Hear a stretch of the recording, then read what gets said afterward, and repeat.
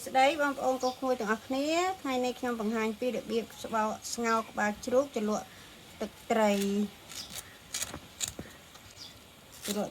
ផ្អែមអាទឹកត្រីផ្អែមយើងលាយជាមួយទឹកត្រីបងប្អូនចាំមើលខ្ញុំធ្វើជាបន្តបន្ទាប់ណាចាប់ដើមដំបូងយើងយកក្បាលជ្រូកយើងលាងទឹកស្អាតម្ដងហើយយើងយកមកកោសអារោមវានេះបងប្អូនកោសស្អាតណា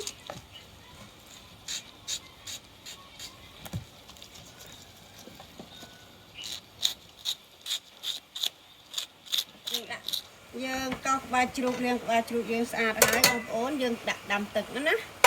ដាំទឹកឲ្យពុះសិនណាបងប្អូនទឹកយើងពុះហើយបងប្អូនយើងអាចដាក់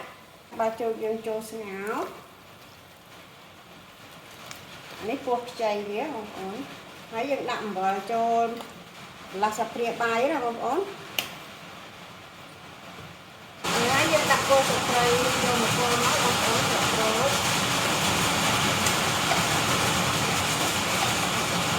យើងត្រូវទឹកឲ្យពុះមកបាទជ្រូកយើងពុះហើយបងប្អូន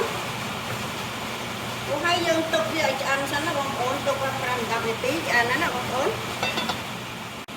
យើងស្ងោរក្បាលជ្រូកយើងបដាយើងងាកមកធ្វើទឹកជ្រលក់ឲ្យបងប្អូនចា៎បងយើងចាក់ទឹកត្រីមកទឹកត្រីហើយយើងចាក់ម្ទេសហើយនឹងខ្ទឹមនេះកាន់មិញបងប្អូន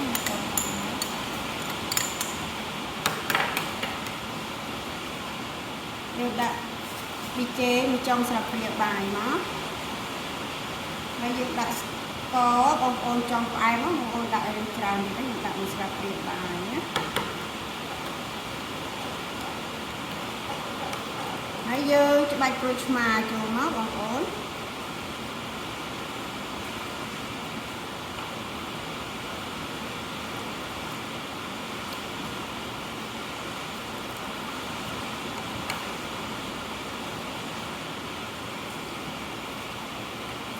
ចាក់ទឹកសុទ្ធយើងចូលបន្តិចណាបងប្អូនអត់សូវត្រាំណា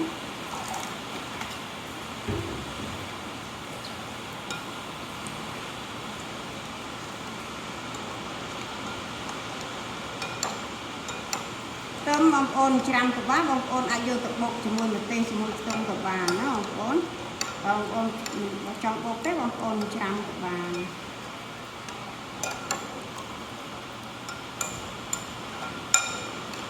ទឹកជ្រលក់យើងវាងាយទេបងប្អូនធ្វើហើយយើងអាចទៅងាកទៅមើលបាយជ្រូកយើងឆ្អិនហើយឬនៅបាយជ្រូកយើងបងប្អូនឆ្អិនហើយបងប្អូនចង់ដឹងថាឆ្អិនឬមិនឆ្អិនបងប្អូនចុចមើលទៅស្បែកវាតិចទៅណាបងប្អូនយើងអាចស្រង់បានហើយណា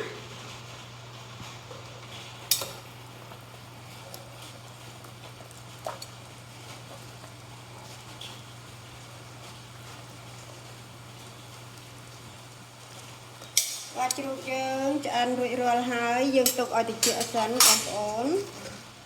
យើងអាចយកបាទជ្រូកយើងមកហាន់ជាចំណិតណាបងប្អូន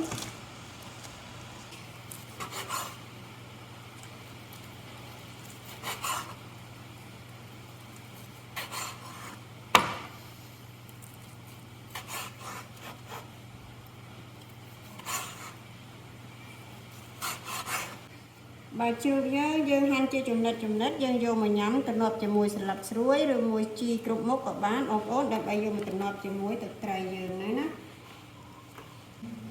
បាទជ្រូកយើងរួចរាល់អស់ហើយបងប្អូនយើងអាចយកទៅញ៉ាំបានហើយយើងញ៉ាំយើងទៅនប់ចេះមកបងប្អូនភ្លក់មើលទាំងអស់គ្នា